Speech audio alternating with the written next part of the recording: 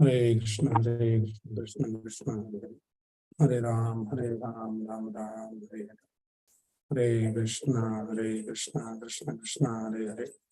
Hare Ram, Ram Ram, Hare Hare. Hare Krishna, Krishna Krishna, Hare Hare. Hare Ram, Ram Ram, Hare Hare.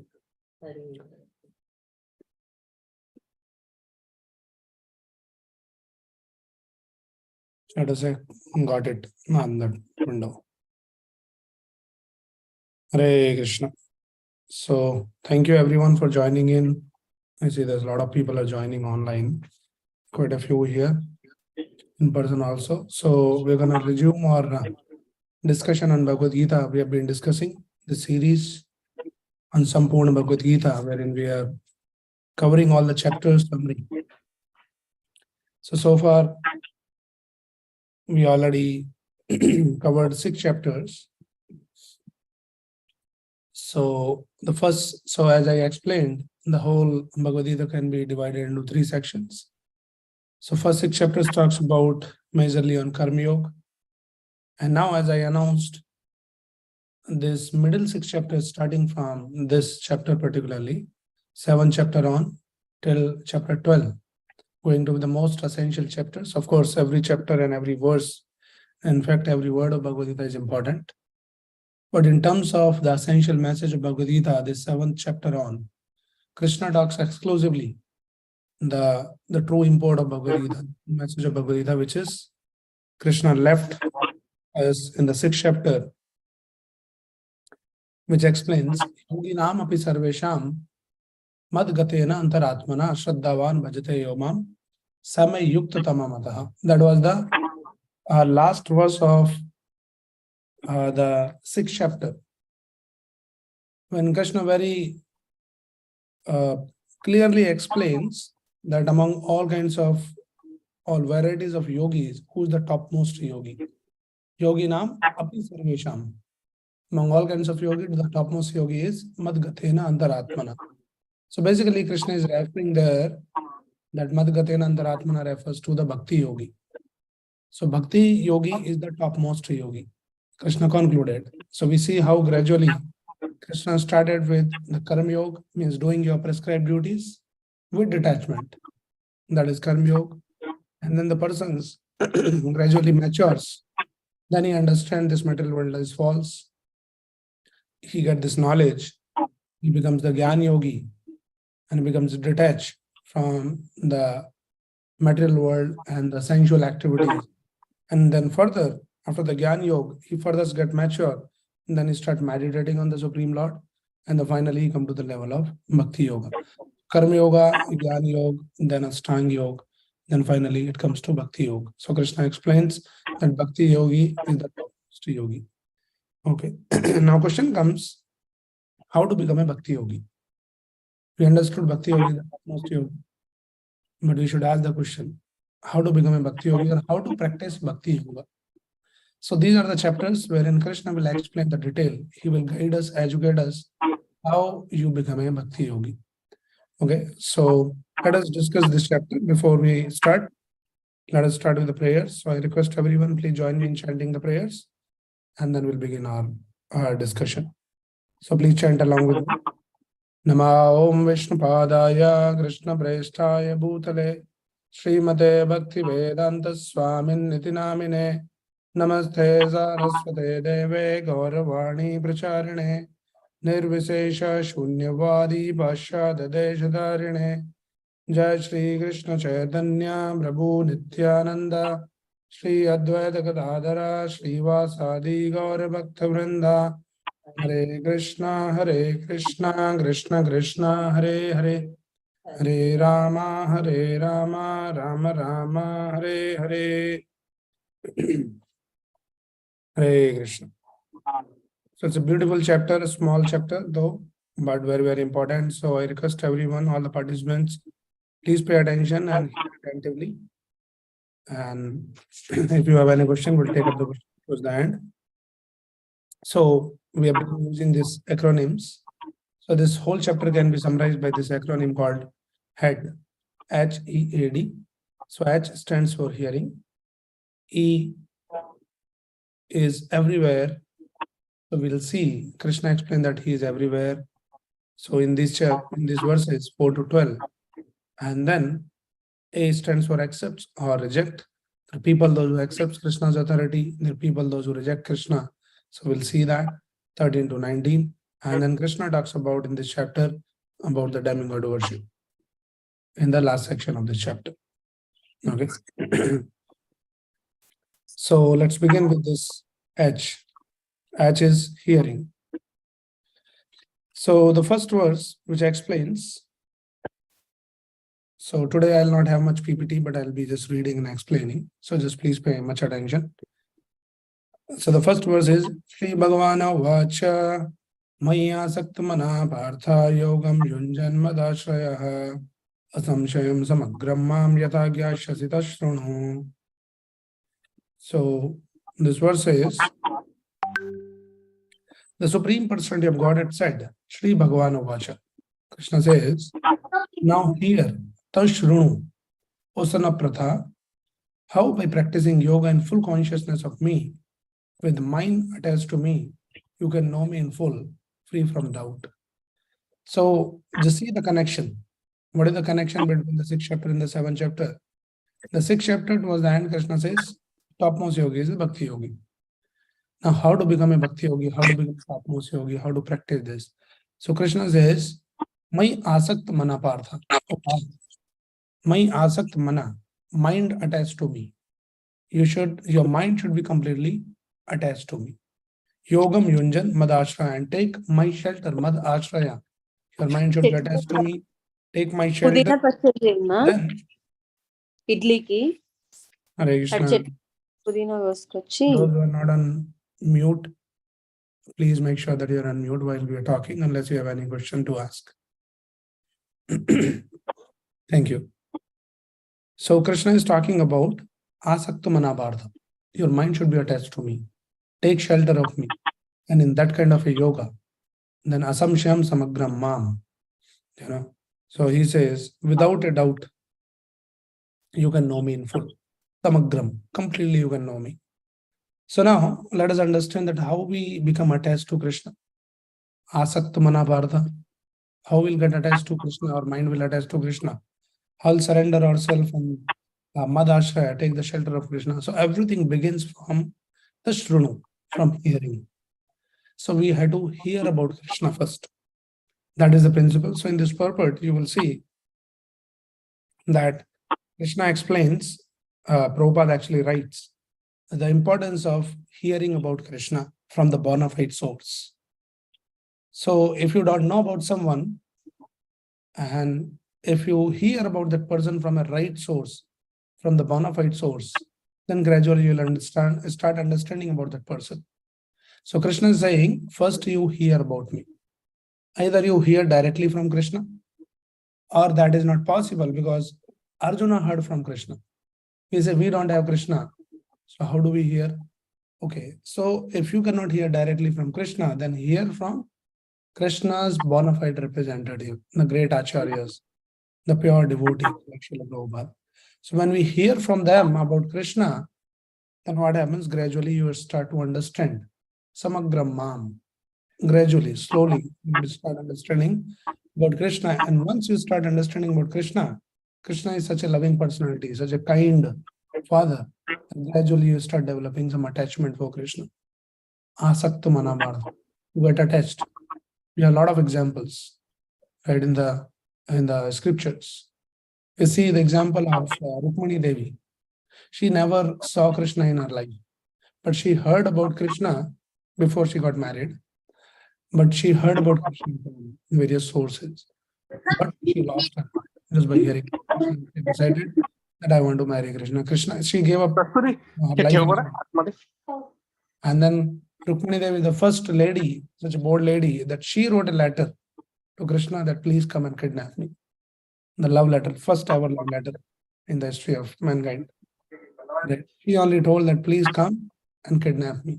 So see how just by hearing about Krishna, she got attached to Krishna. So that is what Krishna is exactly explaining here, that my asakta manabardha, your mind should be asakta, should be attached to me. How it will get attached? By hearing. So this hearing is a very, very important principle, and Prabhupada explains a lot. And in fact, in the Srimad Bhagavatam, there is a Navada Bhakti has been explained. Shravanam Kirtanam Vishnu, Smaranam Pada Sevanam, Marchanam Vandanam Dashyam, Sakyam Atma Nivedanam. There's 9 different ways to worship the Lord. So every step, every limb of bhakti is very, very important. But then still the Acharya explains among all the 9 types of bhakti, the Shravanam, hearing, is the most important. Why it is important? Because it's the most easiest. And this hearing ability, sense of hearing is, which is always active. While even the person is sleeping, still you can hear. That is how when sometime you sleep and somebody is talking or somebody makes some noise, you wakes up. Right? So this hearing is always active. Other things might be a little difficult. Right? So there's a lot of stress is being given in Shravanam Kirtanam. Always hear, chant and hear. Sadhu Sangam. When we do the satsang, what we do with satsang? Satsang is all about hearing. You go meet the devotees and try to take the advantage of hearing. Now there's a summer vacations, right? And a lot of people are traveling to India, and many people, they plan to go to some pilgrimage places.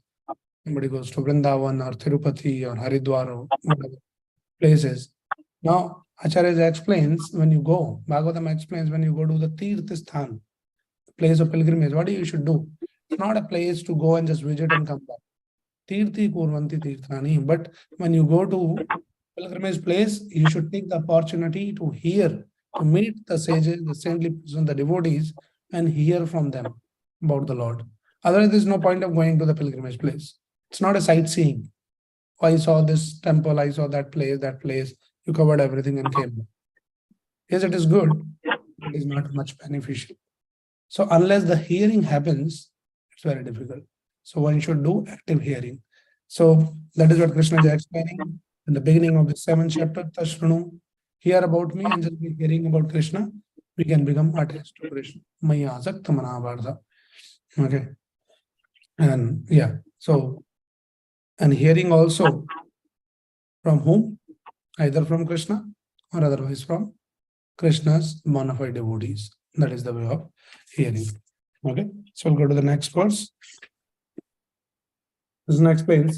Jnanam teham savijnanam idam vakshyami sheshatah yajyatva neha bhuyonyas yatavam avasishyate. Now Krishna says, I shall now declare unto you in this knowledge, both phenomenal and nominal, by knowing which there shall remain nothing further to be known. It's a very, very important verse. What Krishna is claiming, sometimes people may ask the question here. Krishna is saying, if you know this,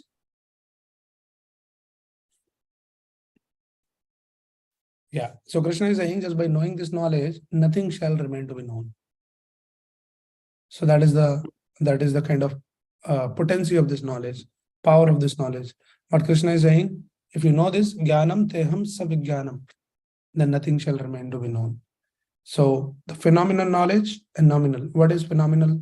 There are 2 kinds of knowledge, jnanam and vijnanam. Jnana is, or here it is referred to, the knowledge which can be perceived by your senses. So many things we can perceive. But there is a nominal knowledge. Nominal means there's something beyond the sense perception. You can see a lot of things in this material world, which you can see and understand.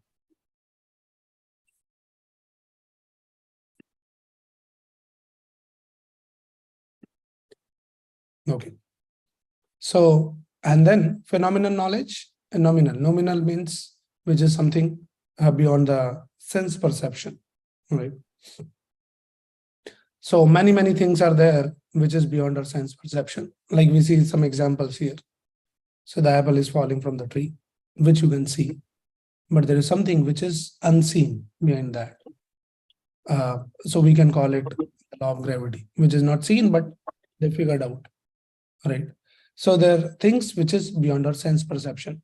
So sometimes, because our senses are very limited, in the past we have discussed the 4 defects of the senses. So you cannot understand everything by your senses. So there has to be something beyond the senses.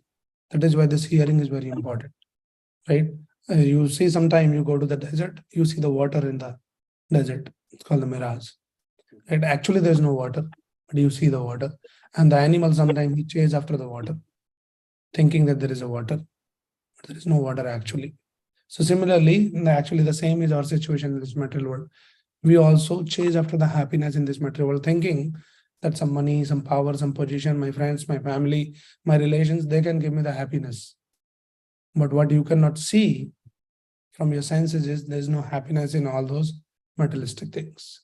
For that, you have to hear from the scriptures. The scripture says, Dukhalyam Ashashvatam. This place is the place of misery, designed for the misery.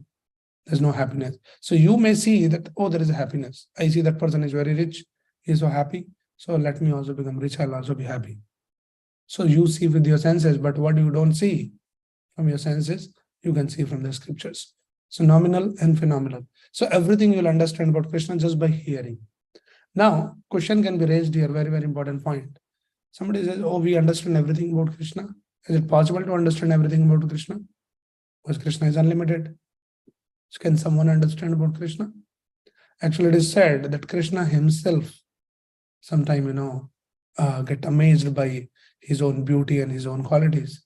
He doesn't understand about himself, that how beautiful he is. Right? And there is a description that Anantasesh, which are the thousands and thousands of hoots, and constantly since time immemorial, Anantasesh is glorifying Krishna. But he finds himself incapable of sufficiently glorifying Krishna. So that much glories that Krishna have. Because every time he says something, and next moment Krishna's qualities increases, Krishna's beauty increases. So how is it possible to completely understand Krishna's glories? Not possible. Then what does this mean that Krishna is saying that you will understand everything? So what we understand is, we understand the principles, not the details. So what are the principles? Principle is that Krishna is the Supreme Personality of Godhead. You understand that just by reading Bhagwad Gita. We are all part and parcel of Krishna. You understand that. And then our connection or relationship with Krishna is that of the loving devotional service. So our connection with Krishna is seva. That also you understand. So if you understand this much, you understood everything. You understand about yourself that I am part and parcel of Krishna. Krishna is the Supreme Personality of Godhead, and my constitutional position is to serve Krishna. You understand that and start acting like that. Krishna says you understand everything by knowing this knowledge. Right? So three things if you understand in this material world principles, details are unlimited. So you understand the Jeev, Jagat, and Jagadish. Jeev means the living entity, Jagat means this material nature, and Jagadish means the Supreme Lord. So we understand the Supreme Lord is Krishna, Jiva, the living entity, part and parcel of Krishna, and this material nature is also Krishna's energy, which has been created to help us to facilitate whatever either we want sense gratification or you want to serve Krishna. Material nature will help. So that much you understand your life. Right. But this understanding is not easy. We say that we understand all of this, but it's very, very rare. So how rare this knowledge is, Krishna explains in the third verse. Manushyanam shastresu kashit yatiti siddhaye yatadam api siddhanam kashin mam veti tattvadaha.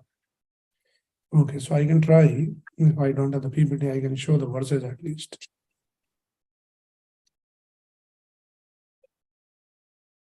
Yeah, one second. Let me show the verses.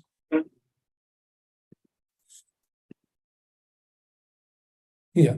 So here, Krishna is saying this knowledge is very, very rare. Manushyanam shastresu kashit yaditi siddhaye yatatam api siddhanam kashin mam veti tattvadaha. Out of many thousands of men, one may endeavor for perfection, and of those who have achieved perfection, hardly one knows me in truth. So we're talking about we'll know Krishna by hearing and all that. But how rare it is this rare. Manushyanam shastresu. So it's not like the person among thousand will understand. No. He's saying Manushyanam shastreshu kashit yaditi siddhaye. First of all, among thousands and thousands of people, hardly anybody endeavor for the perfection.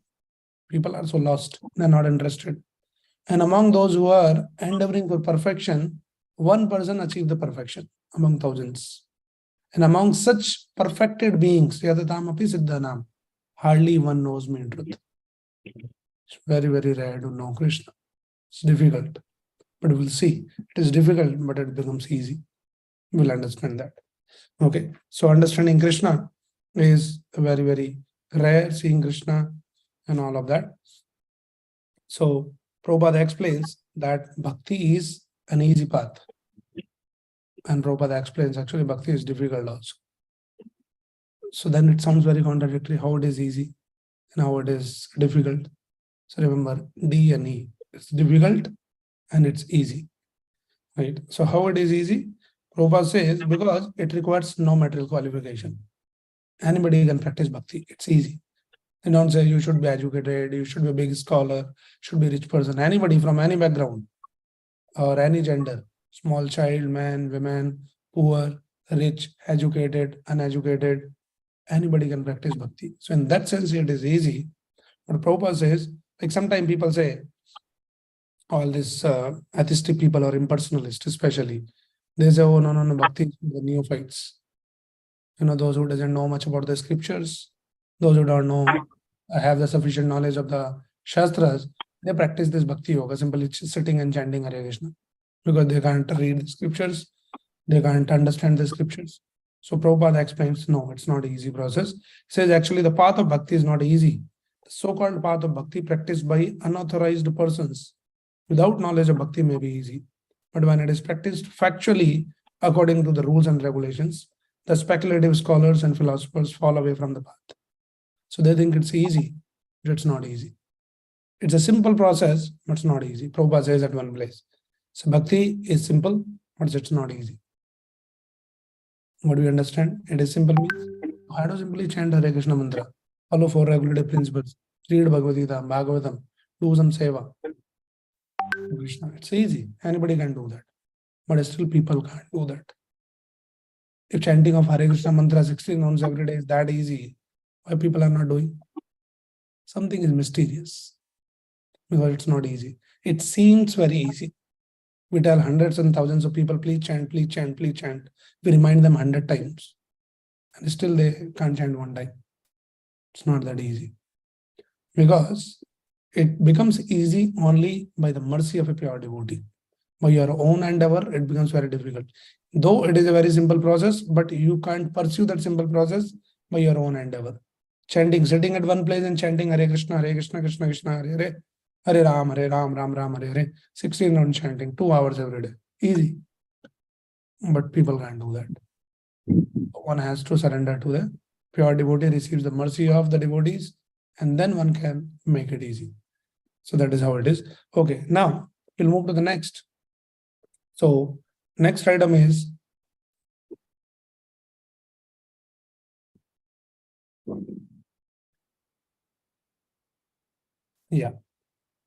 So next acronym is E. E means everywhere. So though we want to understand Krishna, Krishna is saying you will understand everything about me, but then it's very difficult to see Krishna. So Krishna says there is a way that you can see me everywhere. So when we say knowing Krishna in full, in complete, it includes Krishna as a person and Krishna's various energies. So sometimes we cannot see Krishna as a person, but we can see the person through his powers and through his energies. Right? Like say, for example, when you go to, say some institution and everything, you are so mesmerized by the management and the facilities created there and so many other things. So, wow, wonderful. But you don't see the person behind that. But you understand there is a person behind that. So this food was very nice here. This arrangement was very nice. Everything was very nice. It means there is a person behind that. So similarly, we see this lot of material energy in this material world, which is mesmerizing, but we understand. Probably you are not able to see the person behind, but you can see the person through his energies. So Krishna is everywhere, and Krishna will explain that how we can see Krishna everywhere. So now these few verses, please hear attentively, and then we can learn the art of seeing Krishna in our day-to-day life. Krishna is going to that level now. So in the 4th verse, okay, what is the 4th verse? It is here. Bhumi rapo analo vayu kam mano buddhi revacha ahangarityam me pinna prakriti rastada. Earth, water, fire, air, ether, mind, intelligence, and false ego, all together, these 8 comprise my separated material energies. So Krishna talks about his energies, separated energies. So Krishna has multifarious energies, many energies. So he's talking about the 5 gross energies: earth, water, fire, air, ether, bhumi, rabha, analo, vayu, kham. And then 3 subtle energies: man, buddhi, and ankar. So we see this body, which is made out of, actually this whole material creation is made out of these 8, which further extends into 24 elements. But fundamentally, there are 8 energies. So when you see the whole world, you see anything, you see that everything is made out of these 8 items: earth, water, fire, air, ether, and mind, intelligence, and ego. Right. So we can see Krishna there. Okay. And then, so this is Krishna is saying, this is my Bhinna Prakriti, and this is inferior energy. So separated energy means, Prabhupada gives the example of, like when you see the cow. So cow's separated energy is cow's milk. So some of the qualities you will see there in the cow milk. So the milk itself is not the cow, but still you can understand that how nutritious the milk is. Right. So similarly, like when we talk about Prabhupada, so Prabhupada is a person and Prabhupada's Vani is recorded lectures. That is separated energy. So you can understand something about Prabhupada by hearing Prabhupada's Vani. You can understand something about cow by drinking cow's milk, that how healthy it is. So then you understand cow is a very important entity. So like that, these are Bhinna Prakriti Rastada, but they're all inferior energy, and Krishna talks about the superior energy also. Aparayamitastvanyam Prakriti Vidimebharam Jiva Bhuta Mahabahu Yedam Dharyade Jagat. So Krishna says, beyond this, beside this inferior nature, O mighty armed Arjuna, there is a superior energy of mind, which are all living entities who are struggling with material nature and are sustaining the universe. So there is inferior energy and there is a superior energy. What is the superior energy? Jeev Bhuta Mahabahu. Saying all the living entities, all of us, we are also the energy of Krishna, but we are superior energy. Why we are superior energy? Anybody? Any guesses? Any answer? Those who are joining online, you can put your answer in the chat if you have any clue. So Krishna is saying all these material elements, earth, water, fire, air, ether, mind, intelligence, ego, they are inferior. We are superior. Why we are superior? Yes, we are all conscious beings. So that makes us superior. We can make the decisions. We can choose Krishna or we can choose Maya. So we are all superior energies. So Krishna is saying these superior energies, okay, there is an answer here. We are part of Krishna. Yes, that energy, earth, water, fire, that is also part of Krishna. Everything is part of Krishna. But we are all conscious beings. All right. So Krishna is saying, Yedam Dharyate Jagat. So we are actually sustaining this material world. Last time we were discussing in our Gita session on Sunday that it's actually very sarcastic statement Krishna is making, that we are maintaining this whole universe. Are we maintaining? We are finding it difficult to maintain ourselves. Right? How we can maintain the whole universe? So Krishna is saying it's like the prisoners are maintaining the prison house. If there's no prisoners, then there's no need of this prison. Right? So similarly, this material world is sustained because of us. We are all like the criminals, the prisoners. So because of us, this material world is sustained. We all become the pure devotee and go back to Krishna, then there's no need of this material world actually. So in that sense, Krishna is saying, Dharyate Jagat. We are sustaining the universe. So we are all superior energy. And in fact, another thing you can see, in this material world, nothing moves without the superior energy's intervention.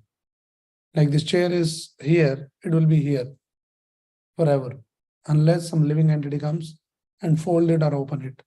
Something. So this metal nature is there, metal energies are there.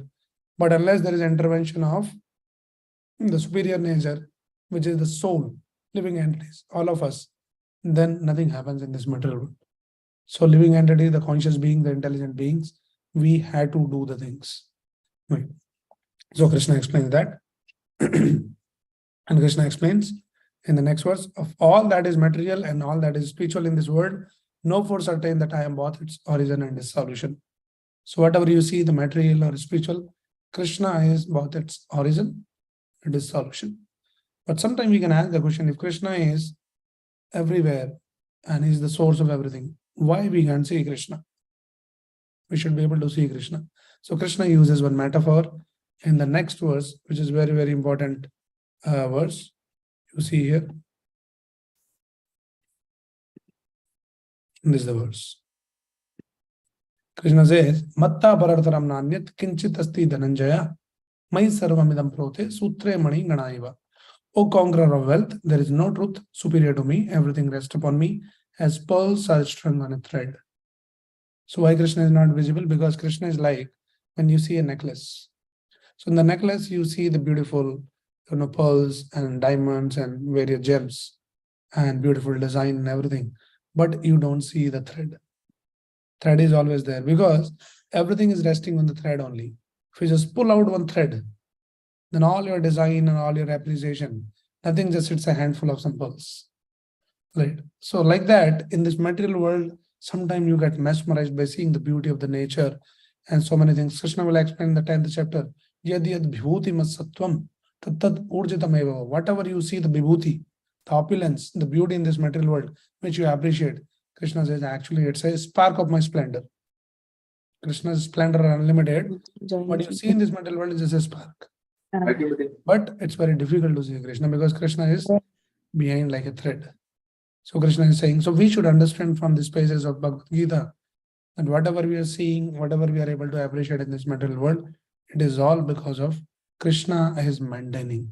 He is the thread behind this whole beautiful creation. Right? So that is what he's saying here. Okay. And we'll go to the next verse now.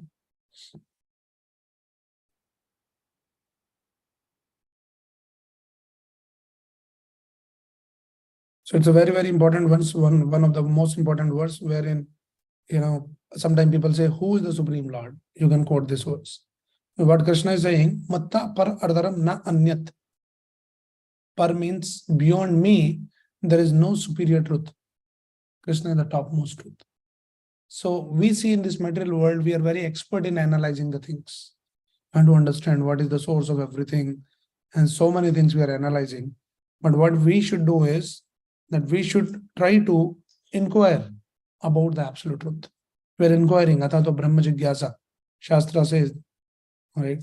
The Vedanta Sutras begin with this, that yes, you have this quest, but you should make the right inquiry. You want to know that what is happening in politics, what is happening here, there, in neighborhood. We are so inquisitive.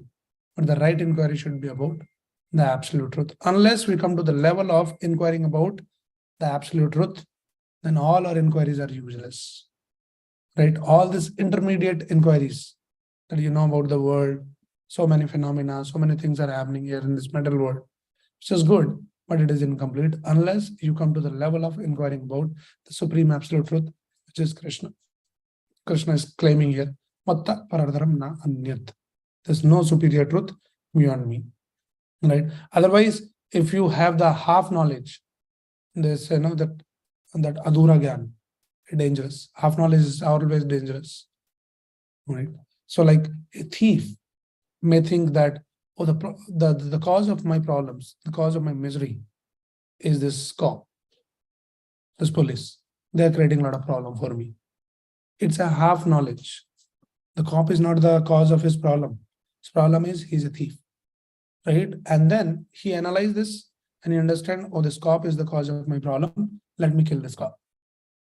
And then all my problems will be gone. So he goes and kills. Then what happens? He'll be in more trouble. So this is what happens with all our material inventions and material experiments. We come to some conclusion, but that conclusion is not the complete understanding. So we see, oh, the problem of something is this. So like when, long back when there was this disease called plague. So they were just figuring out that why this plague is, spreading. So with all their research and all that, they came to the conclusion that, oh, it's all happening. This plague is spreading because of the cats. So immediate solution they had to, because they figured out the problem, they found the solution also. Solution is kill all the cats. So immediately they killed all the cats, and then soon they realized it was not cat, it was rat, the cause of all the problems. Because their invention was just, this is our material sciences. This is the problem, that is the problem. And then next scientist comes, he says, no, that is not the problem. This is a different problem. So it keep updating because they don't have the absolute knowledge. The knowledge is always incomplete knowledge. So that is the problem. So when they realized the cause of this plague is the rats, then you had to kill the rats. How will you kill the rats? No cats, because naturally there is arrangement by the nature that cats can kill and eat the rats, but they already killed all the cats. So actually, the problem of that plague was not nature was the problem, but our invention, it actually, further expanded into the bigger problem. So this is what happens in this material world. We think the cause of something is this, like we say, oh, there's a lot of heat. This is a problem. So let us, make some arrangement. So we invented the AC, air conditioners. So it will make the room very cold, but that will result in global warming now. Bigger problem. Earlier, there is a problem, heat in your house. Now there is a global warming and all these glaciers are melting. There is a risk. So this is what happens. So this half or, intermediate inquiry and intermediate knowledge is very, very dangerous. That is why we should take the knowledge from the scriptures. So Krishna is saying the knowledge is the absolute truth is me. There's no superior truth than me. Once you understand that, then surrender to Krishna and serve Krishna, you will be happy. Krishna will make all the arrangements. It's so simple, but then it's not easy. So things are simple, but because people don't bother to read Bhagavad Gita, they think we are smart. Bhagavad Gita is outdated. It is meant for all uneducated people. We are all educated people, modern, sophisticated people. We'll figure out our own solutions of the problems. So our solutions in this material world are more dangerous than the problem itself. That is what happens. Because we are all very tiny, limited beings. And unfortunately, out of false ego, we think that, oh, we are so smart. Now we are in the 21st century. And then we know everything. We have the science, we have the technology. We discussed about all that. How the technology was meant to make our life better, but it resulted in making life even worse. Social media, we always give the example. It was designed to, provide a platform to the people to socialize. Those who are all alone, and all of that. But after the social media, people all the more became more frustrated. There's more loneliness because they have 5,000 friends on the Facebook, but there's no real friend in their life. So this is how it resulted in. So Krishna says that. Okay. So matta paratram nanyat. Now, in the next few verses, Krishna explains there's so many, the phenomena and things in this material world. Krishna says the essence and the source of all those wonderful things is me. So Krishna points out some 14 items. I'll just, read out. Will not be going into detail of all the verses in the interest of the time. But 8 to 11, Krishna talks about that. Rasoham apsu kvantaya pravashmi satsuryo pranava sarva bhuteshu sabdakhe varusham nashu. So he says, Rasoham apsu kvantaya, the taste of water, the light of the sun and the moon, the syllable Om in the Vedic mantras, and the sound in ether and ability in man. And then he says, I am the original fragrance of the earth. I am the heat in fire. I am the life of all that lives. And I am the penances of all ascetics. I am the original seed of the existence, the intelligence of the intelligent, prowess of all powerful man. So like that, Krishna points out all of that. And then he says, I am the strength of the strong, devoid of passion and desire. I am sex life, which is not contrary to religious principles. A lot of the brothers. So Krishna is saying the essence of everything is me. So we see the water, as simple thing as like the water. Every day we drink the water. Krishna is saying, Rasoham apsu gandhaya. I am the taste in the water. Somebody might say there is no taste in the water. Is it true? There is no taste in the water. If there is no taste in the water, then you cannot drink the water and it will not quench your thirst. Can you drink the ocean water? We cannot drink. So we always appreciate sometime when you are really thirsty, then you get some sweet water, cold water, and you can appreciate a lot. Oh, wow. It is so satisfying. So Krishna is saying that ability in the water to quench the thirst is me. So like that, Krishna is saying so many items. Light of sun and moon. So how we can see Krishna? We're talking about seeing Krishna everywhere. This is the second section, E. So when you drink the water, you can remember Krishna. When you see the sunlight, moonlight, you can remember Krishna, because Krishna is saying, I am the Sasi Suryoho. Prabhashmi Sasi Suryo means I am the light of sun and moon. I am Om in all the mantras, sound of ether, and then ability of man. Now you see every individual have certain abilities in this material world. Right? Whenever you see, like sometimes you see somebody is a good singer, somebody is a good artist. So wow, very fascinating, very impressive. So we can always remember Krishna. Because Krishna says, Parusham Varshu. I am the ability in man. Krishna is the ability. And the most important ability of man is, there's various abilities, but the most important ability in man is, and that human being, all of us, we have the ability to inquire about the Supreme Lord. It opens the door for liberation. So that ability also comes from Krishna. So like that. And then fragrance in earth. So when of course in this country it won't happen. It might be happening somewhere. But in India it happens when the first rain falls. You can smell that fragrance of earth. It is very, very pleasing, very satisfying. Krishna says that fragrance is me. Right? And from earth, a lot of fruits and the flowers and the vegetables also comes. And the nice flower comes, you smell. So that fragrance is coming from Krishna. There's nice sweet fruit. You just smell and you say, oh, it is nice, juicy. Just by smell only you feel very nice. All this fragrance is coming from Krishna. So like that, Krishna points out, heat of fire, life of all living beings. So life, what is the life in the beings? What is the life in us? Consciousness, the soul. So Krishna says that life is me. The soul is part and parcel of Krishna. Penance is of ascetic, like some people you will see very ascetic, very, austere. So Krishna said that ability is also coming from me. So like that, Krishna explains original seed, intelligence of intelligent, prowess of all powerful man, strength of a strong.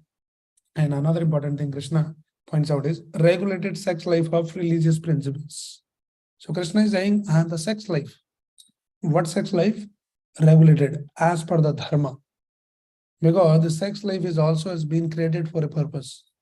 The purpose is not the enjoyment, some open, sense gratification. It's not a license to gratify the senses, but that is meant for creating or further, furthering your progeny. So there is a rules and regulations. Krishna says dharma. As per the dharma, uniting as husband wife in a marriage, samskara, vivaha samskara, and then there is a way. It's not an open license for sense gratification. But then there is a reason for that also. Okay. But one thing one should not mistake Krishna is, sometimes people say, oh, Krishna has become the fire in the heat, power in the man, ability in man, and all of that. So Krishna is lost. So Krishna means you see the sun and the moon and the water, the taste in the water and everything. So there is no Krishna as such. Everything is Krishna only. No, these are all the energies of Krishna. But Krishna as a person is behind this energy. Whenever we talk about energy, there is always an energetic person behind the energy. Energy is not without the energetic person. So this impersonalist, they talk, oh, Krishna is not a person. Bhagwan is not a person. Why you are making some murti of the Bhagwan? Krishna is all energy. Just meditate on the energy, see the energy, feel the energy. So that is a mistake. Krishna is a person. And these are all different energies of Krishna. So now Krishna explains. Let us just quickly go to the next verse, which is the 12th verse. Ye chaiva satvika bhava rajasas tamsashaye mat eveditan viddhi na tu ham teju te mahi. All states of being, be they of goodness, passion, or ignorance, are manifested by me, by my energy. I am in one sense everything, but I am independent. I am not under the modes of this material nature. So Krishna is explaining here that though all this material energy in this material world is working under the three modes, which we discussed in the past, but Krishna is beyond these three modes. Krishna doesn't fall under the three modes. Otherwise, he cannot be Supreme Lord then. He is controlled by the three modes. Okay. And then he says, deluded by the three modes, goodness, passion, and ignorance, the whole world does not know me, who am above the modes and inexhaustible. Tribhir gun mayer bhaver ebi sarvamidam jagat mohitam na bijanati. So why people are not able to see? Now question can be raised. If Krishna is everywhere, there's so many, energies being explained here, then why we are not able to see the Krishna? So Krishna is saying, mohitam na abhijanati. Tribhir gun mayar bhaver. So people get deluded. They're in illusion because of the three modes of material nature. When the people are under the influence of the different modes, then it becomes very, very difficult for them to understand because they are bewildered by the three modes. So the example is given here, the person who is in ignorance, tamagun. Take example is a person who is driving, completely ignorant person. So he sees the red light, but he doesn't know what is red light. So he'll jump. He'll be in trouble. He can't see because he's ignorant. He's not educated about what is red light, what is green light. So he cannot understand out of ignorance. Another person who is in the passion. So he knows about the red light, the traffic laws, but is very passionate for enjoyment. So sometimes you see the youngsters, they want to drive fast, over speeding, and crossing the red signals and all of that. So they know, but still they commit the crime because of the passion. So the person out of ignorance, he commit the crime. The person out of ignorance and the passion we see, he cross. And then the person who is in Satogun. Satogun is also, there is a problem. Person who knows the traffic laws, he knows what is red light, what is green light. He understands, he follows all the rules and regulations. He keep driving on the road. Red light comes, he stops, green light comes, he walks. He drives. And he follow all the traffic laws. But he doesn't know the destination. Then what is the use of such a driving? All these efforts of driving is waste. So even the person in Satogun is also useless. So that is what Krishna is saying, mohitam na abhijanati. Because of the three modes, people don't understand me. So even the person in Satogun also, sometimes everything is good in their life and all that. They say, what is the need of God? Enjoy the life. So this is the problem with the people in the Satogun.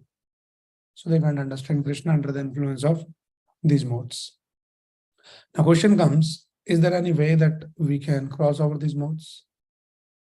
All this illusory energy of Krishna? No, we cannot. But yes, we can. So both the answers are there in the next verse. Please pay attention to this verse. Devi Esha Gunmayi Mam Maya Durataya Mam Eva Ye Prapadyante Maya Medam Tarantite. So Krishna is saying, Devi Esha Gunmayi Mam Maya. This my illusory energy is my divine energy. It's very, very difficult to cross, to come out from this illusory energy of Krishna, from the clutches of the illusory energy. It is difficult. Again, it's difficult and it's easy also. So how it is difficult? Because it is Krishna's energy. You cannot fight against Krishna's energy. You are very tiny, very insignificant. So this illusory energy to cross, very, very challenging, right?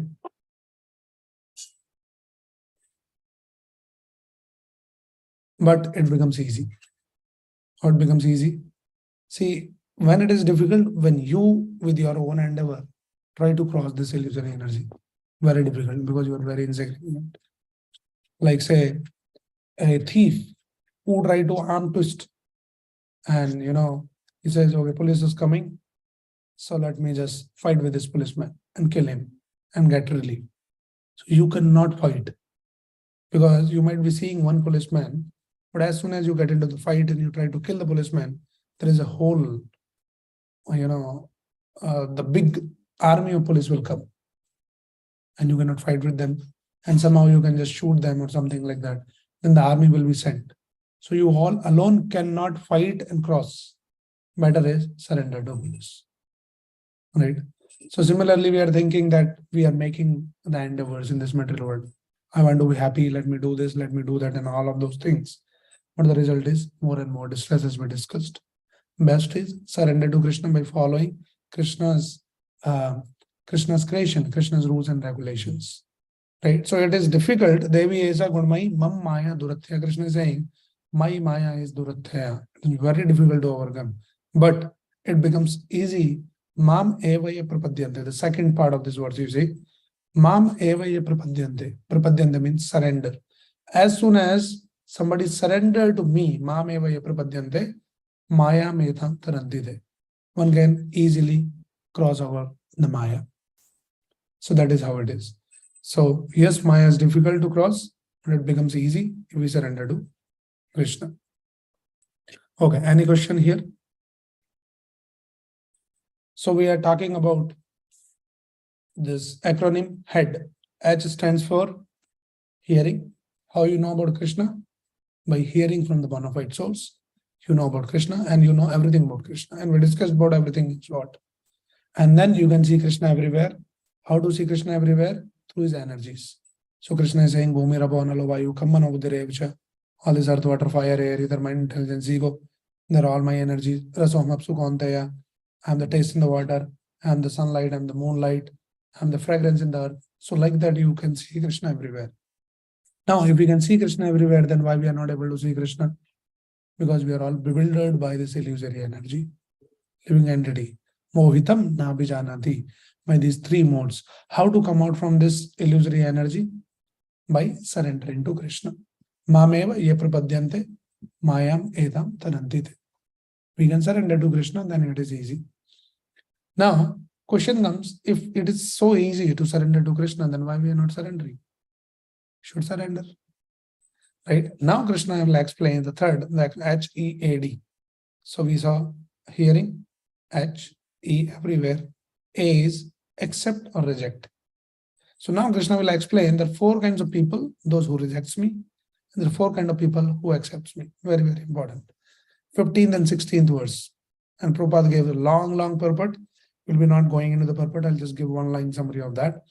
So Krishna explains, Namam duskritino muda prapadyante naradama maya pirthagyana asuram bhavam ashrita. Namam duskritino muda prapadyante. So Krishna is explaining all these mudas, four categories of people. Muda, naradama, maya pirthagyana, and asuram bhava. There are the four categories of people who na mam prapadyante. They never surrender to Krishna. Why they won't surrender? Because they are duskriti. Duskriti means, kriti means the good work, meritorious work. Duskriti means they're all impious people. They do bad activities.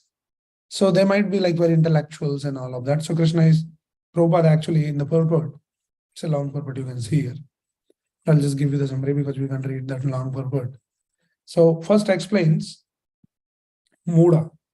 Who are these people? Muda means these are all animalistic fools. Those who work hard solely for material sense pleasure, which is available for animals too. So these are called the Mudas. The working hard, just for sense enjoyment. They will never surrender to Krishna. They're called the Mudas. Second is Naradama. Naradama means lowest of mankind. Nar Adham. Nar means the man, and the lowest of mankind. Humans who lose their chance to revive their lost relationship with God. They give up bhakti even after practicing it. So who are the Naradama? Please understand all this and this terminology very carefully. Mudas, those who are working hard for sense gratification. Naradama means this human form of life is given to us, but we are not utilizing this human form of life for establishing our connection with the Supreme Lord. It's the only and only chance available in the human form of life out of 8.4 million different species. And if we are not utilizing this opportunity and just working hard for sense gratification, then we are Naradama. And then Maya Bhartagyana. Who are these people? Deluded speculators. So Prabhupada explained, despite having studied the scriptures, their knowledge is stolen by Maya, and they think of the God to be ordinary human being. So sometimes you will see all these intellectuals, scientists, some big scholars, they'll read the scriptures and they will misinterpret. They themselves are confused and they'll confuse others also. So Maya Bhartagyana. Abhart means aparhana. Aparhana means kidnapping. So their jnana, their knowledge is kidnapped by Maya, by illusory energy. Maya, abhart, jnana. So sometimes you will see they're very intellectual, they can talk very intellectually, very logically, but they won't come to any conclusion.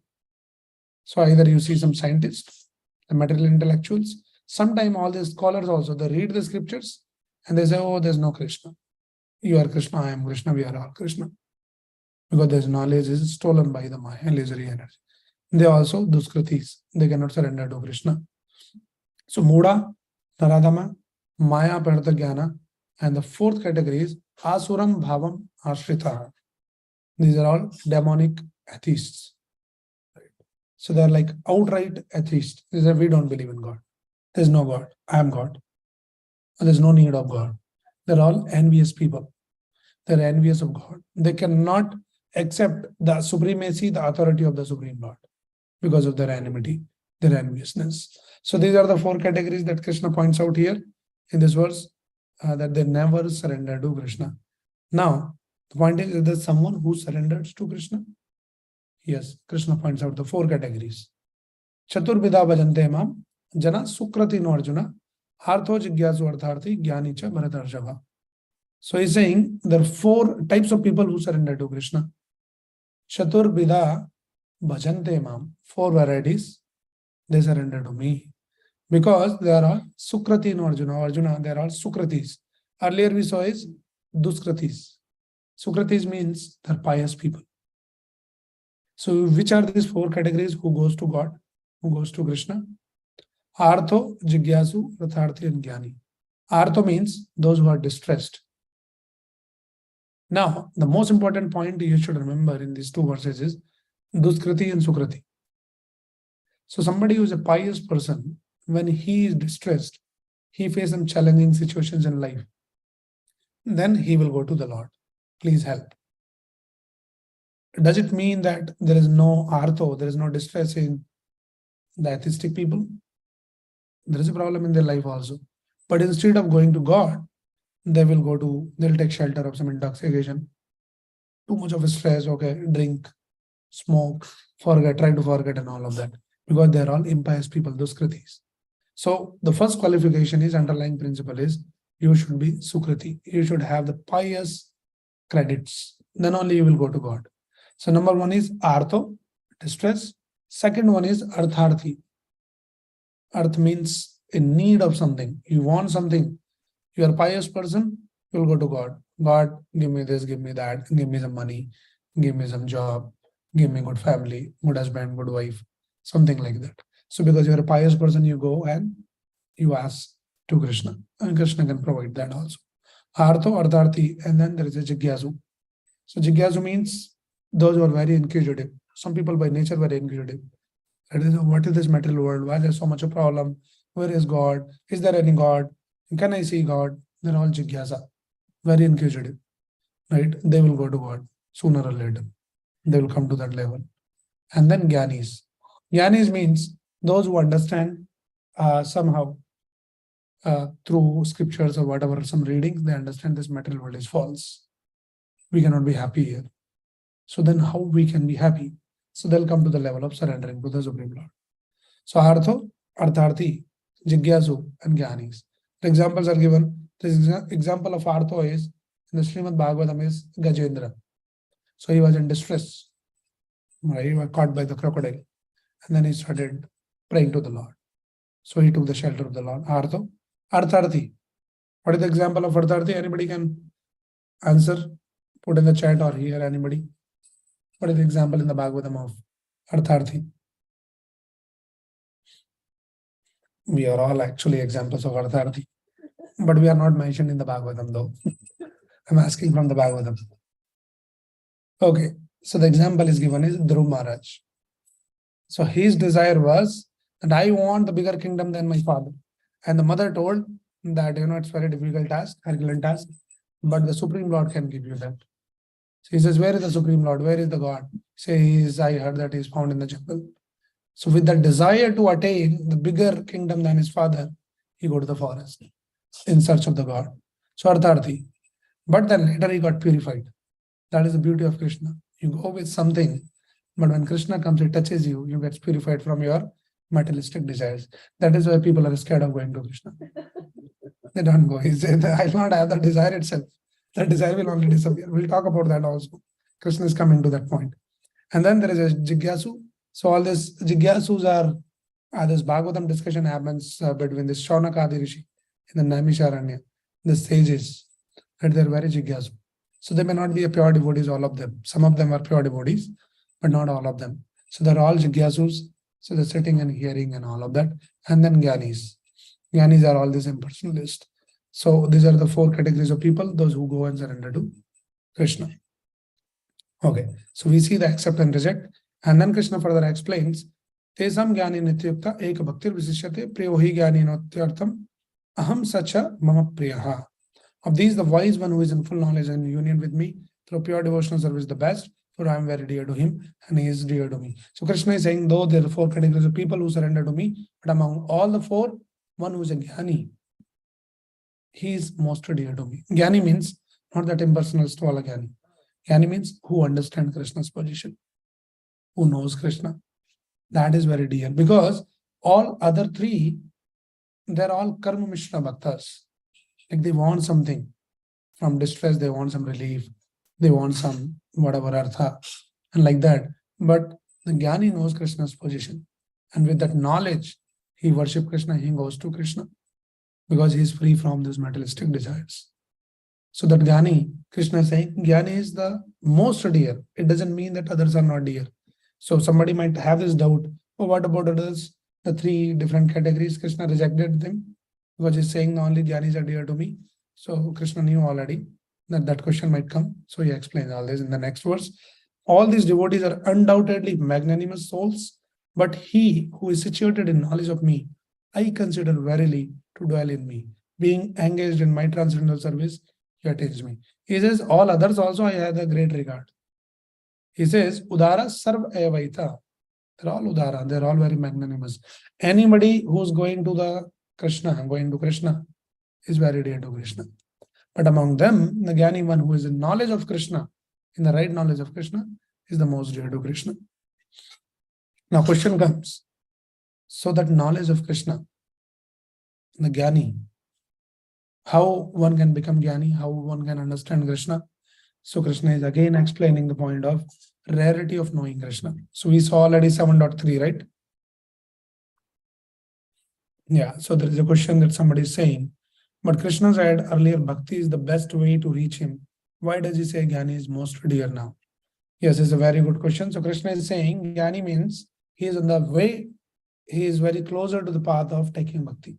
So in that sense, he is, because he understands already Krishna's position, and then soon he'll be engaged in Krishna bhakti. So that is how Krishna is saying here, that he is, the Gyani is very dear.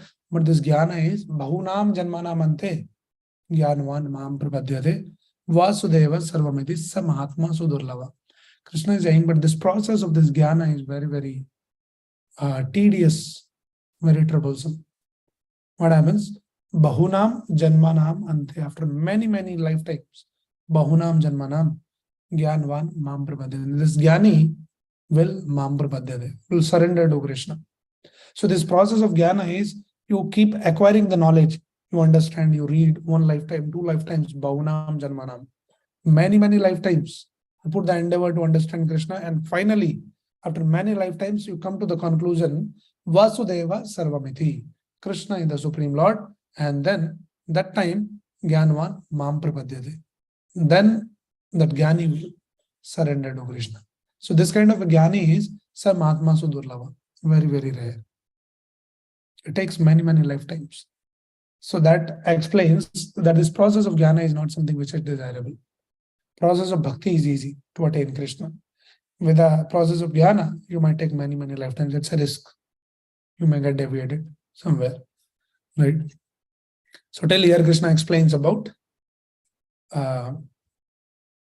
accept or reject.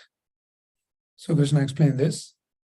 I'll just quickly summarize what we discussed before we get into the last section of this. Very, very important. So we are talking about the 7th chapter, which can be explained by this acronym HEAD, head. H stands for hearing. So we know about Krishna, because in the last verse, 6th chapter, Krishna said that Yogi Namapi Sarvesham. Among all kinds of yogis, Bhakti Yogi, the topmost yogi. Question comes, how to become a Bhakti Yogi? So Krishna explains in the 7th chapter on, in this particular section 7 to 12 chapter, the essence of the whole Bhagavad Gita. Krishna taught that how to become a bhakti yogi is Mai asakt manam, you should become attached to me. How you become attached to Krishna? Krishna says, Tashnun, hear about me. Hear from the right source, from the bona fide source. By hearing, you will develop a lot of attachment for me. So that is H. And then you will know everything about me. You will see me everywhere. And Krishna explains the different energies. That everything what you see in this material world, the essence and the source of everything is Krishna. So Krishna explains which is E from 4 to 12. And then Krishna explains if Krishna is everywhere, why can't we see Krishna everywhere? Because we are covered by these three modes, the illusory energy. Mam Maya Durathaya, Maya Devi. So can we cross over the Maya? Yes, it's very difficult to cross the Maya by your own endeavor, but you can cross the Maya by surrendering to Krishna. Mam eva ye prapadyante. You surrender to Krishna, you can easily cross. Okay, if we can surrender to Krishna, then why we are not surrendering? So there are four categories of people who reject Krishna, then four categories of people who accepts Krishna. Krishna explains, and among four, who accepts Krishna, who surrender to Krishna, Jnani is the topmost, but that Jnani is very, very rare. It takes many, many lifetimes to surrender to Krishna. Okay. So now that takes us to the last section of this verse, which is H-E-A-D. D is demigods. Krishna will now explain about demigod worship. So we are talking about surrendering to Krishna, but not everybody is going and surrendering to Krishna. There are people, those who go to the devatas, surrender to them, worship them. Why? Right? So let us see here now. Why people goes to worship the demigods, devatas? What is the reason? Kamasthaster hrita jnana prapadyante anya devataha tam niyama mastaya prakritya niyadasvaya. So these four verses, 20, 21, 2, and 3. Krishna explained the whole concept of this demigod worship. And Krishna actually, in these pages, in these verses, he condemns demigod worship. He said this is not something desirable. Intellectual person, intelligent person should not worship the devatas. He should surrender to Krishna. And there is a reason. Somebody might wonder that, oh, Krishna sounds like a very egoistic person. Saying, I don't go to anyone, come to me only, surrender to me. What is this? It's condemning those who worship the demigods. There is a reason. We'll understand that reason. Let us see here. Who goes to demigod worship? So those whose minds are distorted by material desires surrender unto demigods and follow the particular rules and regulations of worship according to their own natures. So who goes to worship the demigods? Kamas Tistar Hirtha Jnana. Those who have a lot of materialistic desires.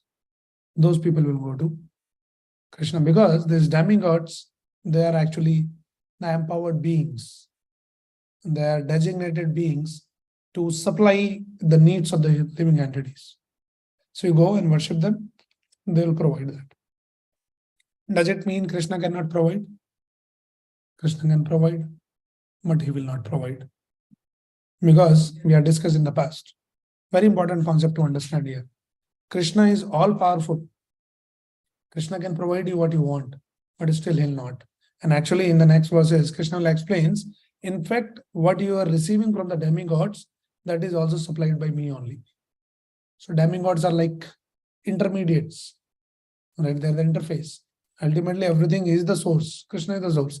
Everything is coming from Krishna only, but through demigods. But Krishna doesn't give sometime. Demigods can easily give. Krishna doesn't give. Why he doesn't give? There is a reason. And we discussed in the past, if you remember, now you will recall. Krishna is like the kind father. So the father won't give easily whatever the child asks. Sometimes child cries, I want chocolate, I want chocolate, I will chocolate. He may not give because father loves the child. He says, no, this is not good for you. It is not good or it is not healthy for you. So you keep crying, no problem. I'll tolerate your cry, but I'll not give you, which is disastrous for your health. So Krishna won't give that, right? So last time we were talking about, right? In the last chapter only, I think we were talking that sometimes the child asks for, they get fascinated by that They go out and they see the balloon, apple shape, and he asks the mother, I want the apple, apple, apple. Mother says, this is a balloon, it's not the real apple. Say, no, no, I want that, and then I want that. And mother said, no, I'll give you the real apple. This is healthy. Why you want this? So sometimes the mother can give because the child is crying. But the mother won't give. Why? Because she understands there's no stuff, there's no substance in it. I'll give the real apple. So these demigods, they doesn't care whether it is good or not. You go to the shop, say, give me this balloon apple. So give me my money, I'll give you this. Or it says, give me the chocolate. So okay, they take this chocolate. It doesn't care whether it is good for your health or not. So demigods are like that. You do their puja, some sacrifice, some worship, they're bound to give you what you want. They can give. But Krishna, though, is capable, but he won't give that. Reason is because he explains now. Let us read 4 more verses. So Krishna says, I am in everyone's heart as the super soul. As soon as one desire to worship the demigods, I make his faith steady so that he can devote himself to some particular deity. That's very, very important to understand. That looks like the demigods are giving everything. Krishna is saying that faith to go and worship the demigods, that faith also I am only giving. Because if you are not ready to surrender to me directly, so why now question can be asked, why the system of demigod and worship has been introduced? Why it has been created by Krishna? Krishna knows that this is not something, the great thing, or he's condemning this. Why he created something which now he's condemning? So there is a reason for everything. Everything is by design in Krishna's creation. So Krishna says that there are people who rejects me, who don't surrender to me directly. But if they don't surrender to me, it doesn't mean that they should be completely, abandoned. So Krishna creates some system by which they will gradually come to surrendering to Krishna. So they're not accepting the authority of Krishna. Let them accept the authority of someone. Because they are so deluded by kamasthasthar hridagyana, material desires. So just for the material desire, they can worship some demigod. So okay, we'll do this puja, we'll chant this mantra, we'll do this part, we'll read this Ramayana, something like that. Because they are driven by those desires. Krishna says, okay, you have the desires, follow the system. Then what happens through that system? Krishna is plugging them into the boundary of Vedas. They will start reading. Though there is a desire, they may not pay the attention. They'll hire some brahmanas to come and do some puja. Now somebody is a true brahmana, not like modern brahmanas. Those who are only interested in their dakshina. A true brahmana means, of course, they have to get the dakshina for the sustenance, but they will speak from the scriptures. So the person is sitting for some desires, brahmana is coming, doing some puja. This person is eagerly waiting when it will end. I'll just give dakshina and finish it off. And that brahmana will speak some words of wisdom. What is this human form of life? What is the purpose of life? 1 word, 2 word, something might strike to the person. And then he might become little contemplative. Oh, what he said is, I never thought of this. So Krishna has created the system. Now they're reading some part, chanting something. They'll come across some words in the Bhagwad Gita and they'll read, something might trigger to them. So they, though they have the desires, but those desires is also, the system is created to fulfill those desires for the only one sole reason is bringing them to surrender to Krishna. Because ultimately, gradually, sooner or later, they will understand. Because there's a lot of examples like that in the scriptures. There's some demigod worshippers. And then they surrender, they become the great devotee of Lord Shiva. And like that, the Kali, there are examples like that. So then the devotee realized, looks like this Lord Shiva is also always sitting in the meditation. So if he is the supreme, then where he is meditating on what? Then he becomes a little inquisitive. Then he understands, okay, Lord Shiva is also meditating on Krishna. Vaishnavanam yatha Sambhu. Shastra says that Lord Shiva is the topmost devotee of the Lord. Topmost Vaishnava devotee of the Lord. So then the person can come to the level, oh, I'm surrendered to this person, but this person has somebody beyond that. Right? So it's like, the analogy is given that actually the story of given of prodigal son. Son leaves the father's home, rich father. He abandons the father out of his ego. And the father So this person, out of ignorance and ego, he doesn't realize that why I'm missing. My father can provide all my needs. But he says, no, I don't care. I'll just earn myself. So father never leaves the son. No son left the home. So father, he says, my son is rejected, but I should make some arrangement to bring my son back. So he hire one intermediate person in between, and he leaves him behind him. So go and please keep an eye on my son. He will be just wandering in the street. He's not realizing, he is ignorant. So this person goes and he says that, oh, you are just wandering like a beggar in the street. So I can help you. I can give you a job. So this intermediate person is the demigods. He says, I can give you something. You don't have the food, you don't have the shelter, and all of that. I'll give you a job. So really, you can give me the job. Oh, you are so nice, you are so kind. He worships because he gave the job. So he appreciated that person, and then he took him the job. Now, where he gives the job is also that father is a rich father. He has many institutions and the factories and companies. In one of the company, which the son doesn't even know. Through that intermediate person, he gave the job. So ultimately, he is working for the father only, but indirectly is worshiping. So this worship in the Shastra that says worship of demigod is avidhi purvakam. It's an indirect worship of the Supreme Lord. So he's doing the job, very happy, all the needs are supplied. And then he says, looks like this father is very kind, but I see this person also reports to someone. He also has the boss. So he asks, hey, whom you are reporting? I thought you are the owner of the company. It looks like you also have some owner. He says, yeah, I also have the owner. So he says, can you make an arrangement to meet your owner? He says, yeah, I can do that. Let me try. Let me ask. So this is all arrangement of the father only. So then this person, this abandoned son, and then this intermediator, he makes some arrangement to meet the father. And then he goes and he meet the father. Now father is also not revealing himself. Father is covered still. Because this person is not ready to surrender to father yet. So he says, father means the person who can give me a better job. So demigod is giving me something, but there's something, the boss of the demigod also, who can give me something better. So then people comes to Krishna from demigods. But they come not to surrender to Krishna. They come for artho artharthi jigyasu. Either they are in distress, so maybe Krishna can relieve me from my distress, or artharthi, Krishna can give me better facilities. Krishna is covering himself. He's the father.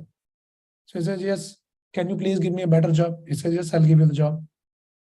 And how much salary? I'll give you more salary, more facilities. He said, this person is even nicer.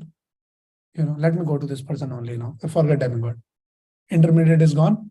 Now coming to the real owner. Now real owner, but not with the devotion or bhakti, but with a desire. Artho artharthi. So he comes to that level.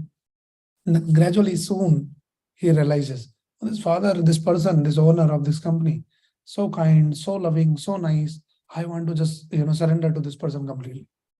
So, akama sarvakamava moksha kama udaradi. Bhagwadam explains, you go to God, either you go to sarvakama with a lot of desires, or akama with no desires, or moksha kama. Whatever desire you go to Krishna. And then what happens in the due course? You becomes completely purified.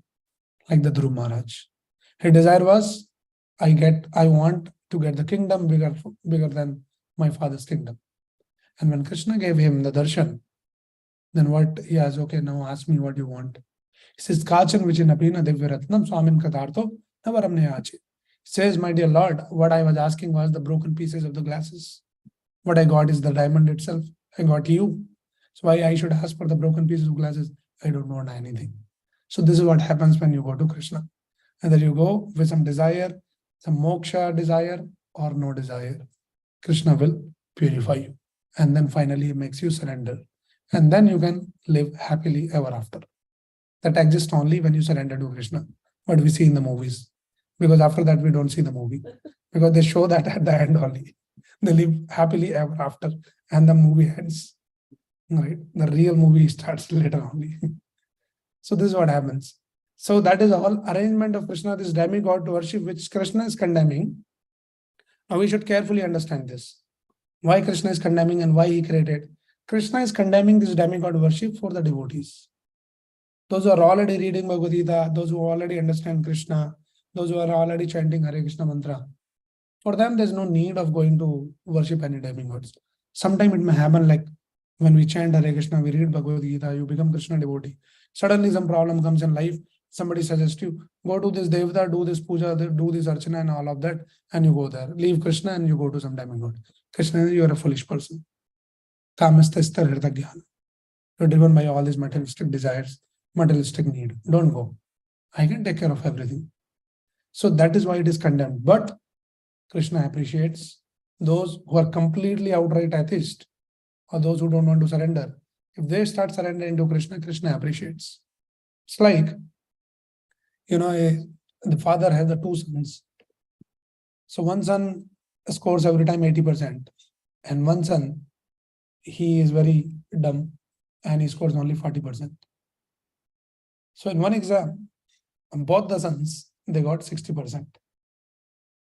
So to the son who is 40%, then he says, oh, wow, wonderful. He appreciates. It's like a demigod worship. You are doing something better.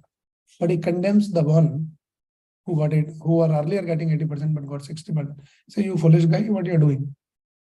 Right? So you see how it's condemning for the same thing, same results is condemning one. So this is all. We should understand that when Krishna is condemning, whom is condemning? Devotees should not do all that. But those who are completely atheistic people, those who don't worship, don't do surrender, those people Krishna appreciates that, okay, do the demigod worship. So this is all about this demigod worship. I think I explained the whole concept. Okay. So endowed with such a faith, he seeks favor of a particular demigod and obtains his desires. But in actuality, these benefits are bestowed by me alone. So we understood from the example. The father is only giving the job, right, through the intermediate person. But why he's condemning is this. Antavantu valam tejam tad bhavati alpamedasam devan devyajo yanti mad bhakta yanti mamapi. Men of a small intelligence worship the demigods and their fruits are limited. So Krishna is condemning them. Say alpamedasam. They're all less intelligent people, those who are worshipping the demigods. Right? Because the reason is given. Their fruits are limited and temporary. If you go to worship the demigods, there are two problems. The results are temporary, number one, and then your desires continue further. What you get, it will get over soon. And then further you will be asking more and more. Right. So those who worship the demigods go to the planet of the demigods, but my devotee ultimately reach my supreme planet. So Krishna is interested in giving you the supreme planet. This is why you're going and wasting your time into all this. Don't become a miser. Don't become the alpamedasam. Less intelligent. Become intelligent. Surrender to me. I'll take you back. Sarva dharman parityaja mam ekam sharanam raja. Krishna says, surrender to me completely. Forget about all other things. Demigod worship, this thing and all, everything. Okay. We'll just quickly go in just 2-3 minutes. We'll just conclude this. And now, apart from this demigod worship, there is another category, which are the impersonalist. So Krishna is explaining here that avyaktam vyaktim apannam manyate mam abuddhaya param bhavam ajananto mam avyayam anuttamam. So now Krishna called demigod worship as less intelligent. There's another category whom Krishna is calling unintelligent. There's a difference between less intelligent and unintelligent. Less intelligent still have some intelligence, but unintelligent is a completely dumb fellow. He doesn't know. So Krishna is condemning this impersonalist. Those who say, oh, Krishna doesn't have the form, it's a energy, it's a light and all that. They're avyaktim vyaktim apannam. They say, oh, that Krishna is avyaktim. He's impersonal. God is not a form. God is a light. God is an energy. They're all unintelligent people. So Krishna is condemning them. And to those people, now Krishna says that, if Krishna is the form, qualities and pastime, then why people don't see all the form and his pastimes and all of that? Why these people are saying Krishna is impersonal? So Krishna explains in the further verse, very, very important verse, another important verse. Naham prakash sarvasya yog maya samavrata modo yam nabhijanati loko mam ajam avyayam. Krishna is saying that I have the rights not to, I never manifest to the foolish and intelligent. For them, I am covered by my eternal creative potency. So the deluded world knows me not, woman and one and fallible. So why people don't see Krishna's form? Because Krishna always reserve the rights not to expose himself to all these unintelligent people. So Krishna say, okay, I'll be only revealed to my devotees. Those are my devotees. They can see me, they can understand me, they can experience me, they can feel me. But all these atheistic people, all these impersonalists, they can never understand. Because I cover myself with the curtain of illusion. So now question comes, oh, if Krishna is covered by the curtain, so that these people cannot see Krishna, means Krishna also won't be able to see them because there is a curtain. Right? Krishna actually refuted that. So the answer is, we are covered by the illusion, not Krishna is covered by the illusion. So example Prabhupada gives, sometime when the weather is cloudy, so we don't see the sun. So we say, oh, sun is covered by the cloud. But can the cloud can cover the sun? If you know the size of the sun, which is much bigger than the size of the earth, then how a small patch of cloud can cover the sun? We say the sun is covered by the cloud. So sun is not covered. What is covered is our eyes are covered. We are covered. So this illusory energy, it cannot cover Krishna because it is Krishna's energy. The cloud is actually formed by the sun only because the sunlight goes and then it forms the cloud. So the cloud doesn't have the power to cover the Krishna, but it covers us. So similarly, Krishna is covered by this illusory energy. So we can't see the Krishna.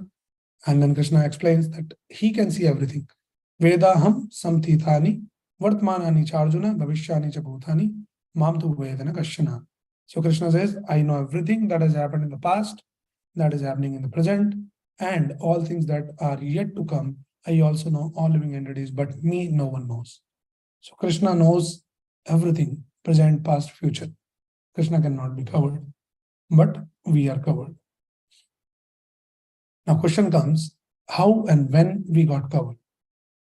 Why we got covered? Very, very powerful words, very, very important words. But unfortunately, we don't have much time to explain this. Ichha dvesa samuttena dvanda mohena bharata sarva bhutani samoham sarge yanti parantaba.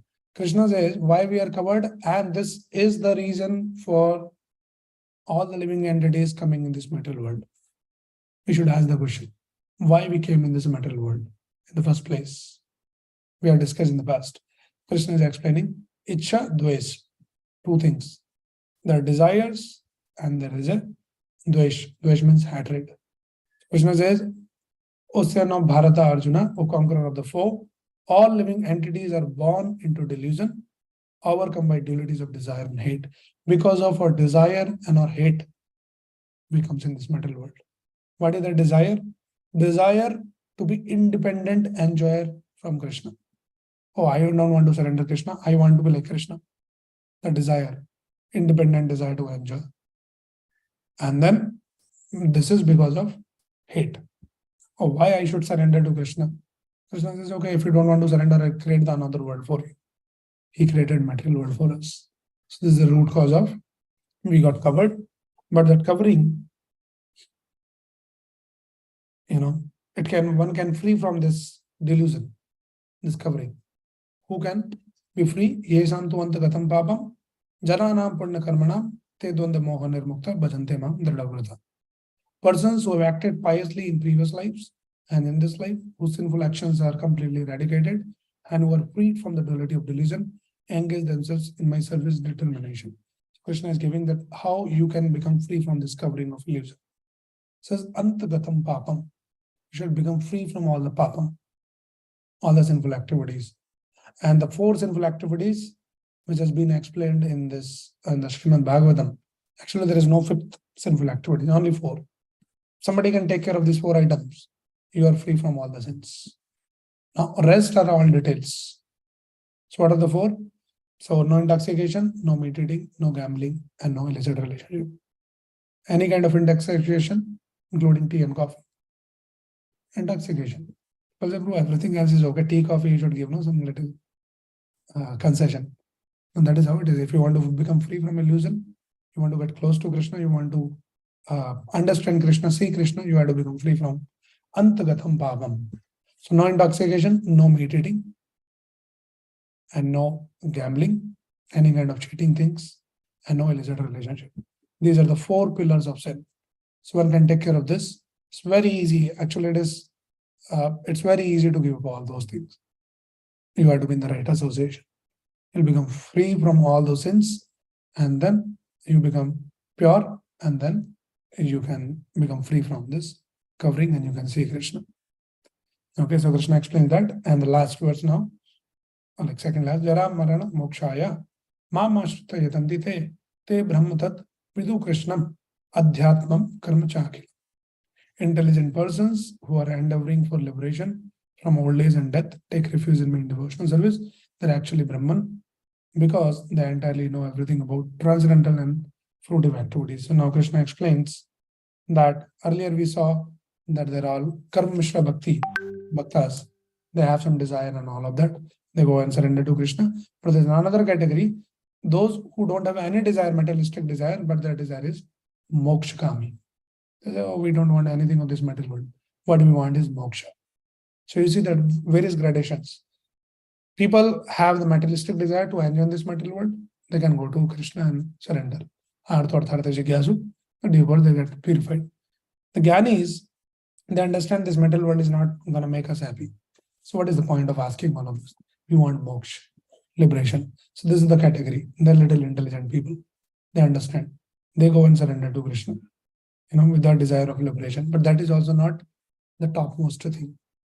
Topmost thing is one who goes to Krishna and asks for bhakti, for the seva. That is the topmost thing. So a bhakta, a devotee, he don't even ask for the moksha also. And we see the example of Chaitanya Mahaprabhu. Na dhanam, na janam, na sundarim, na kavitam vajagadisha kame, mam janmani janmanishware, bhavtad bhaktir hetu gitoi. So I don't want dhanam, janam, sundarim, kavitam and all of that.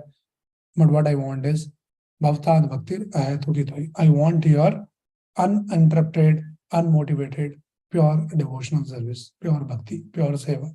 That is what I want. So this bhakti, this seva to the Lord is considered even beyond the liberation, beyond the moksha. So that is what is a very unique feature about the teachings of Chaitanya Mahaprabhu, that he has revealed this. Otherwise, people think, okay, this materialistic thing, material world is false. Let us get some liberation. But Chaitanya Mahaprabhu is introducing there's something beyond the liberation also. What is the beyond the liberation is bhakti, serving Krishna. For serving Krishna, I'm ready to take even trouble also. I don't want free from this Janma Mrityu Jara Vyadhi. Okay, I'm ready to take the birth again and again in this material world. So far, I can be engaged in the service of Krishna, because services is my desire. That is what is our constitutional position. And how to do the service? Very easy. By chanting Krishna's holy name. We can start. Sevan Mukhe Jivadu. Seva begins from your tongue. Hare Krishna, Krishna Krishna, Hare Hare. Hare Ram, Ram Ram, Hare Hare. By chanting this Hare Krishna mantra, you start your devotional service. And another feature of tongue is tasting. By eating Krishna Prasadam, your bhakti begins. It's very easy. Chant Hare Krishna. Even a small child can chant and eat Krishna Prasadam. Everybody would love to eat. Nice Prasadam. Krishna says, this is bhakti. This is the beginning of bhakti. Okay, so these are all mokshkami. And the last verse, Krishna is introducing something. This is a trigger for the next chapter. So I'll just read it out. Krishna says, Sadi bhutadi devam mam, Sadi yagyam chaye vidu, prayana kale pichamam, te vidur yukta chedasa. Those who know me as the Supreme Lord, as the governing principle of the material manifestation, who know me as the one underlying all the demigods, and as the one sustaining all sacrifices, can with steadfast mind understand and know me even at the time of death. If you did not understand anything, don't worry. This verse will trigger the 8th chapter. So Krishna is introducing now, few terminologies here. It says Adi Bhuta, Adi Deva, Adi Yajna, and Prayana Gala. Krishna will explain all this. What is this Adi Bhuta, Adi Yajna, and Adi Deva, and all of that in the 8th chapter. So that is the trigger for the 8th chapter. So don't worry, don't get freaked out by all these technical terms. So I'll just quickly summarize that what we discussed in just within 1 minute. Head, H for hearing, A, E for Krishna is everywhere, and then there are 4 categories of people who accepts and rejects Krishna, and then Krishna talks about the demigod worship. So we discussed in detail about demigod worship, and then finally Krishna introduced this Adi Bhuta, Adi Deva, and Adi Yajna, which will be explained in the 8th chapter. So this particular section, those who are newly joining these sessions, just to inform you that this section, starting from 7th chapter on, 7 to 12, is the essence of all entire Bhagavad Gita. It talks about the essence of Bhagavad Gita, which is the Bhakti Yoga. So now we are discussing about the section which talks about Bhakti Yoga. So the initial 6 chapters we discussed about the Karma Yoga. Now we are talking about the Bhakti Yoga. And the last 6 chapters, starting from 13 to 18, we'll discuss about the Jnana Yoga. So the real stuff is in between. The sandwich you see, the bread at top, bread at the bottom, the real stuffing in the center. So this is the real stuffing of Bhagavad Gita. Okay, anybody has any quick question? I know we are already running late. If you have any question, you can put your questions in the chat. In the meantime, we'll just chant Hare Krishna mantra, because that is the essence. We can discuss a lot of things, but action item is chanting Krishna's name, eating Krishna Prasadam, and chanting not only on Saturday evening in the Gita live session, but chanting every day. That is very, very important. So please chant. Those who are not started chanting, please take out just 10 minutes, 15 minutes, whatever time you can. Start with chanting 1 round. You can chant more. Ideally, one should chant 16 rounds every day. So you start and then keep increasing. Okay. So please join me in chanting now. Jai Shri Krishna Chaitanya Prabhu Nityananda Shri Advaita Gadadhara Shri Vasadi Gaura Bhakta Vrinda. Hare Krishna Krishna Krishna Hare Hare, Hare Ram Ram Ram Hare Hare, Hare Krishna Krishna Krishna Hare